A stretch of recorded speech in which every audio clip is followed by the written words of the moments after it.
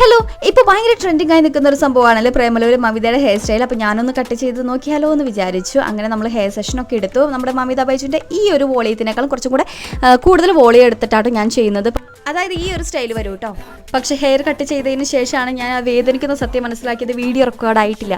എന്തായാലും നമുക്ക് end result കാണാം. ഇത്രയും സെഷനായിട്ട് നമ്മളെടുത്തത് ഇതുപോലെ നമുക്ക് കിട്ടിയിട്ടുണ്ട്. നിങ്ങൾ പറയണം എനിക്ക് ചേരുന്നുണ്ടോ ഇല്ലേന്ന്. ഹെയർ നമ്മൾ നന്നായിട്ട് ഒന്ന് സ്ട്രെയിറ്റ് ചെയ്ത് സ്റ്റൈൽ ചെയ്ത് കഴിഞ്ഞാൽ അടിപൊളിയായിരിക്കും. പിന്നെ അതുപോലെ തന്നെ ഫോർഹെഡ് കൂടുതലുള്ളവർക്ക് അടിപൊളിയായിരിക്കും. പിന്നെ പോണിറ്റൈൽ സ്ഥിരമായിട്ട് കെട്ടുന്നവർക്ക് നെറ്റ് കയറുന്നുണ്ടെങ്കിൽ ഈ ഒരു ഹെയർ സ്റ്റൈൽ ട്രൈ ചെയ്താൽ നന്നായിരിക്കും കേട്ടോ. പിന്നെ നിങ്ങൾ ശ്രദ്ധിക്കേണ്ട കാര്യങ്ങൾ വലിച്ച് പിടിച്ച് കട്ട് ചെയ്യാതിരിക്കുക. കട്ട് ചെയ്യുമ്പോൾ തന്നെ നമ്മുടെ ആ ഫിംഗറിന് താഴത്തെ ലെവലിൽ വെച്ച് കട്ട് ചെയ്യുക, മുകളിലേക്ക് കട്ട് ചെയ്യാതിരിക്കുക. അല്ലെങ്കിൽ ഇതുപോലെ ഫ്രീ ആയിട്ട് ഒന്ന് ലെവലപ്പ് ചെയ്ത് കൊടുക്കുക കേട്ടോ.